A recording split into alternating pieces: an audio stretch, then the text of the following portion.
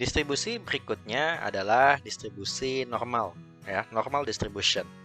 Ini bisa dibilang distribusi yang paling penting karena paling sering digunakan, terutama untuk pelajaran statistika awal seperti ini. Kita bisa lihat bentuknya disebut bell shape, gitu ya, seperti lonceng bell, di mana di bagian tengah, di data-data yang tengah itu probability-nya tinggi. Sedangkan di ujung-ujungnya, ujung kiri dan kanan itu lebih rendah ya. Artinya kemungkinan datanya itu berada di sekitar min-nya itu lebih tinggi daripada kemungkinan terjadi data-data yang ekstrim, mau di ujung kiri atau di ujung kanan. Contohnya distribusi IQ ini, kalian bisa lihat, ini adalah contoh distribusi normal dengan minus 100 dan variance-nya 15. Nah, sekarang di slide ini kita bisa melihat yang namanya standard normal distribution ya. Ini adalah distribusi normal sama seperti tadi, tapi ini yang khusus. Kenapa? Karena untuk distribusi normal ini minnya 0 dan variance 1 ya. Jadi ingat kalau distribusi normal yang minnya 0 dan variance 1 itu disebut sebagai standard normal distribution. Atau kalau dengan simbol biasanya distribusi ini disebut sebagai distribusi Z. Oke, sekarang contoh soalnya ya. Biasanya di sini misalnya berdasarkan data gaji suatu kota, nilai rata-rata gaji kota tersebut adalah $1.000 dengan standard deviation-nya 100.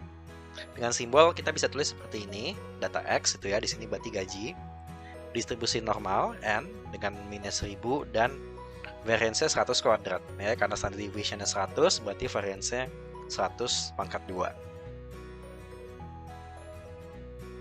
Nah, sekarang pertanyaannya, kalau misalnya kita ambil satu orang secara acak di kota tadi, berapa kemungkinan gaji orang tersebut ada di antara 1000 sampai 1100?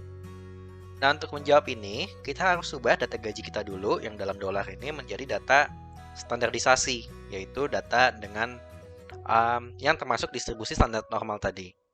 Ya, atau dengan kata lain, kita mau mencari nilai Z-nya.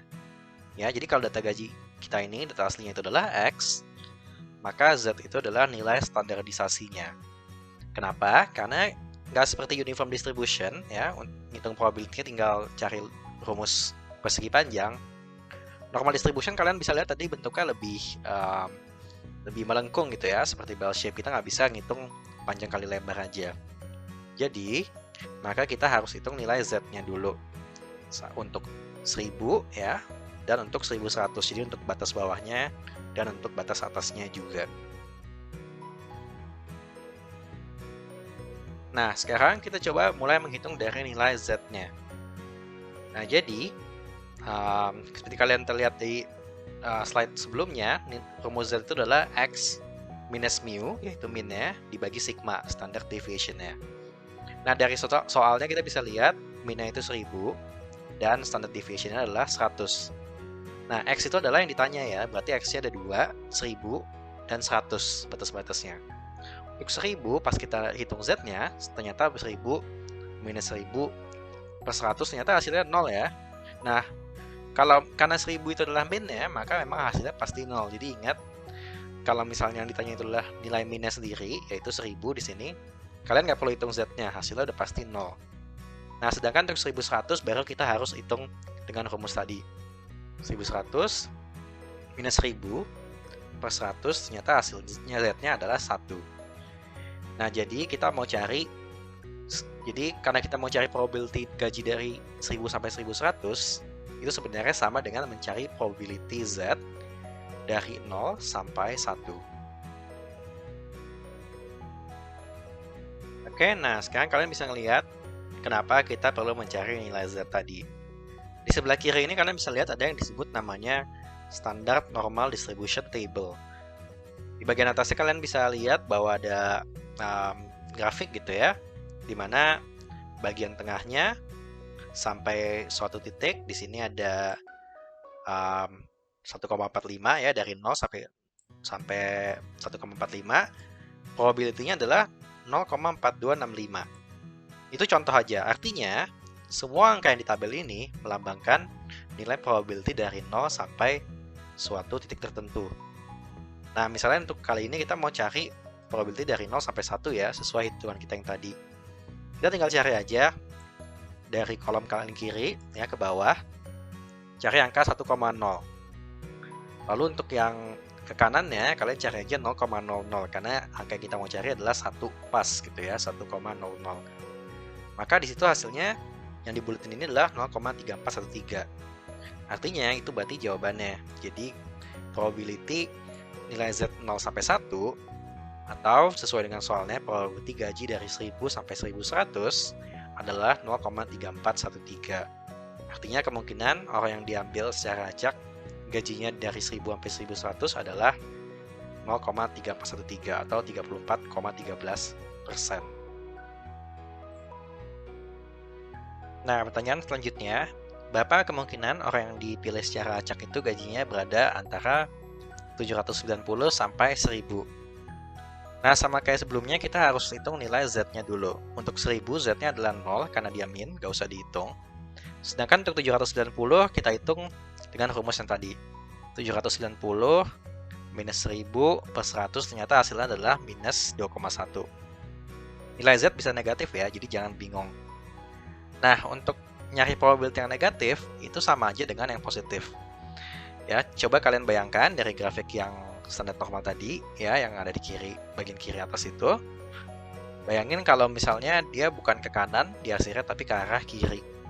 Itu hasilnya akan sama aja kan, karena sebenarnya yang kita mau cari itu adalah jaraknya, luasnya, bukan arahnya. Jadi untuk cari dari 0 ke minus 2,1 itu sama aja dengan nyari dari 0 ke 2,1. Jadi kalian cari aja untuk angka Z 2,10, probability-nya adalah 0,4821 dan itu adalah jawabannya. Pertanyaan selanjutnya, bagaimana kalau kemungkinan orang yang kita ambil secara acak gajinya berada di bawah 790 ya, atau dari 790 sampai ujung kiri lah pokoknya. Nah, kalau kayak gini, sekarang kalau kalian bayangin probability dari 0 ya, dari tengah sampai ke ujung paling kiri terhingga itu kira-kira berapa? Itu ya. Jadi yang namanya probability, yang namanya kemungkinan, totalnya itu pasti 1. Oke, kalau grafik di kiri atas itu diarsir semua penuh, itu hasilnya 1. Jadi kalau misalnya diarsirnya itu dari tengah sampai ujung kiri, itu hasilnya setengahnya, yaitu 0,5. Sama juga kalau dari tengah ke ujung kanan itu juga hasilnya bakal 0,5. Nah, untuk soal ini probability yang kita mau cari adalah yang di bawah, yang X di bawah 790, atau kalau dari Z yang tadi kita udah hitung nilainya di bawah minus 2,1. Nah, karena kita udah tahu untuk 0 ke minus 2,1 tadi adalah 0,4821, maka untuk yang di sebelah kiri minus 2,1 itu tinggal sisanya. Jadi 0,5 ya, probability setengah dari tengah sampai ujung kiri dikurang 0,4821 dan hasilnya adalah 0,0179. Nah, sekarang selanjutnya, berapa kemungkinan orang yang kita pilih itu gajinya ada di antara 840 sampai 1200. Nah, kita mulai aja dulu dari ngitung nilai Z-nya ya, sebelum kita gambar yang lain-lain. Untuk 840 dengan rumus yang tadi nilai Z-nya adalah minus 1,6. Sedangkan untuk 1200 nilainya adalah 2 pas. Nah, di sini kalau kita mau coba digambar, itu kita bisa lihat ternyata dari minus 1,6 sampai 2 itu melewati 0 ya, melewati titik tengahnya. Nah, artinya kita harus menambahkan areanya, luasnya, probability dari 0 sampai minus 1,6 ditambah luas yang dari 0 sampai 2. Jadi kita tambahkan aja dari tabelnya 0,4452 ditambah 0,4772, hasilnya adalah 0,9244. Nah, gampangnya kalau kalian males gambar, kalian tinggal ngeliat aja nilai Z-nya. Kalau misalnya satu positif satu negatif ya, kayak di sini satunya itu 2 positif, lagi minus 1,6 negatif, maka kalian tinggal tambahkan aja probability-nya. Sedangkan kalau misalnya sama-sama positif atau sama-sama negatif, itu baru dikurangin seperti contoh yang abis ini. Nah, yang sekarang yang ditanya adalah berapa kemungkinan orang yang dipilih gajinya berada di antara 1150 sampai 1250. Oke, kalau kita hitung nilai Z-nya, untuk 1150 itu adalah 1,5, dan untuk 1250 itu adalah 2,5.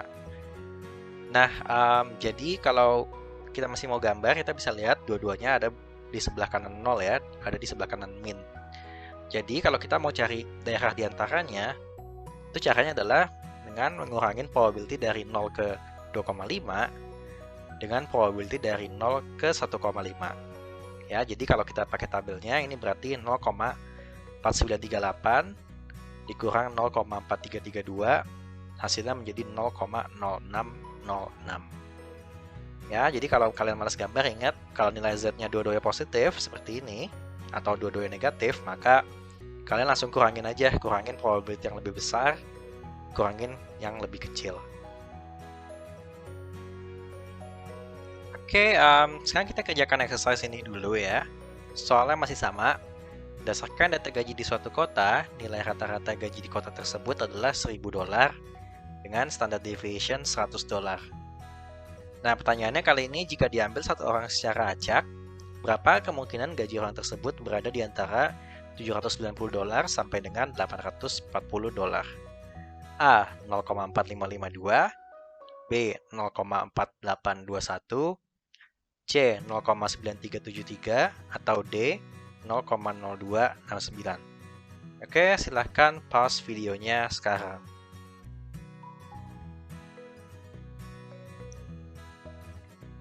Oke, buat yang sudah mengerjakan, jawabannya adalah D, 0,0269. Kenapa?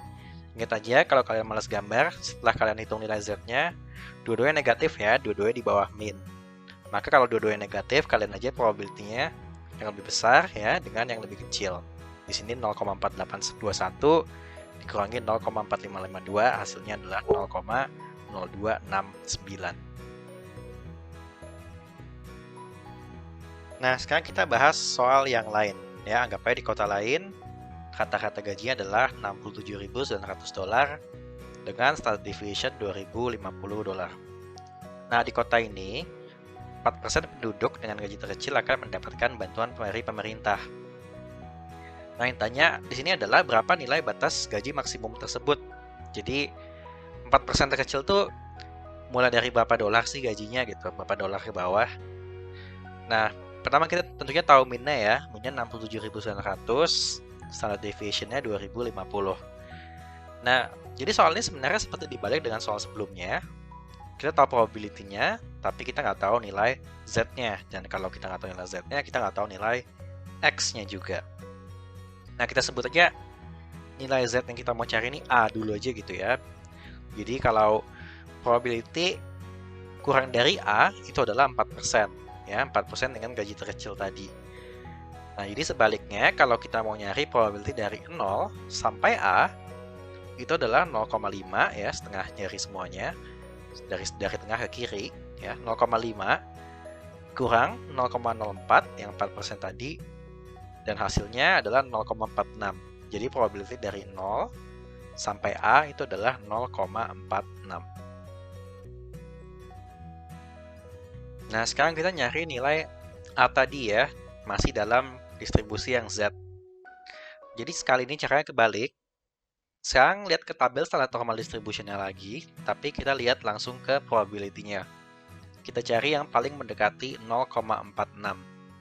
Nah, ternyata yang kita nemu yang paling dekat adalah 0,4599. Ya. Nah, untuk 0,4599 sekarang kita balik ngelihat ke kolom paling kiri dan baris paling atasnya. Z-nya itu berapa sih untuk angka ini? Dan ternyata angkanya itu adalah 1,75. Nah, tapi ingat, karena kita nyari 4% paling bawah ya untuk nilai Z yang untuk angka yang di bawah min, maka nilai Z-nya ini sebenarnya bukan 1,75, tapi sebenarnya yang minusnya karena dia berada di sebelah kiri min. Oke, jadi nilai Z kita itu adalah minus 1,75.